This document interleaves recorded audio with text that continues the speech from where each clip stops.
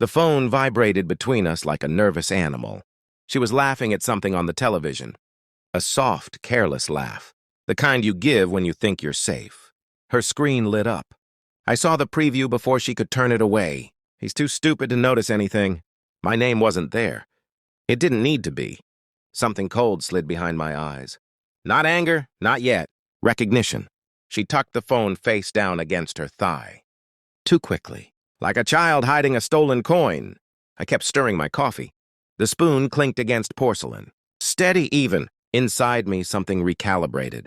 Years of marriage compressed into a single breath. Every late night, every unexplained smile. Every time she spoke to me like I was furniture, useful, silent, replaceable. ATM. That word would come later. For now, I watched her reflection in the dark screen of the TV. The way her eyes flicked toward her phone every few seconds. The way her shoulders stayed loose, confident. She believed in my blindness. I took a sip. Too hot. Didn't flinch. That was the moment I stopped being her husband and became a witness. I didn't confront her. Men who confront too early lose everything. Instead, I collected moments. Her phone never left her side anymore. Not even in the shower. She'd place it on the sink.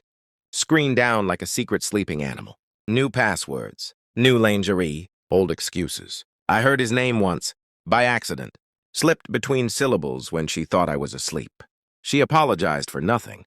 Corrected herself too fast. At night, she turned away from me. Her body angled toward a life I wasn't invited into. And still, she let me pay for everything. Mortgage. Vacations. Her mother's medical bills. I was dependable. Predictable. An ATM doesn't ask questions. Denial tried to speak. I silenced it. Instead, I listened. I noticed the way she dressed when meeting friends. The way she checked her reflection before leaving. Never for me anymore. Then came the message I wasn't meant to read. He's just money. He doesn't see me. I closed my eyes after that. Not in pain, in focus. I became invisible on purpose. I smiled when she lied. I kissed her cheek when she came home late. At work, I pulled phone records. Nothing illegal. Just patterns. Repeated numbers. Long calls during my business trips. I watched her location history. Not where she said she was. I hired someone. Quiet. Efficient. He sent photos with timestamps. And no commentary. Her hand on his arm. Her mouth against his ear. Her laugh real this time?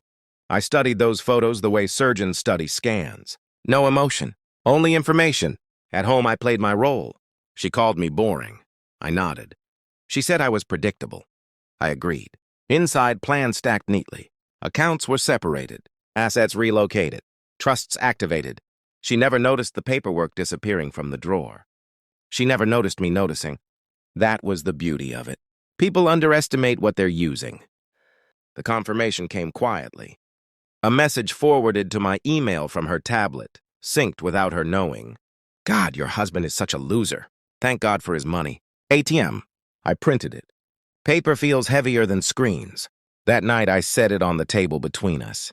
No words, just a page. She stared at it. Once, twice. Her face collapsed inward, like a building losing its foundation. I can explain. I raised a finger. Not angry, just precise. No, I said. You can stop. Silence flooded the room. Her mouth opened, closed. I watched her realize something far worse than being caught. She realized I had already moved on. Christmas morning, I stood up from the table. She looked confused, nervous. Merry Christmas, honey, I said. Her lover thought he'd won. Later that week, my daughter-in-law called. Sharp voice, entitled. If you want to join Thanksgiving, come wash the dishes. I smiled into the phone. Enjoy. Then I posted the photos. Nothing explicit. Just truth. A modern villa, snow-draped mountains, glass walls, Swiss silence.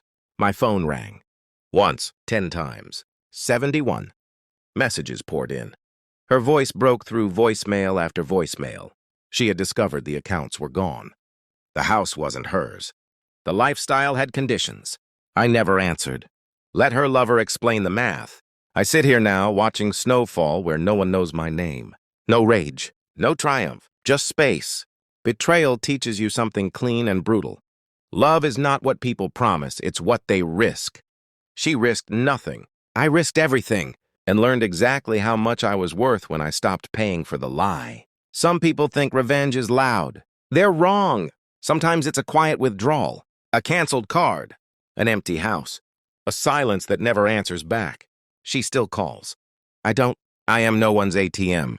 And she is finally forced to see the man she thought was stupid was simply done.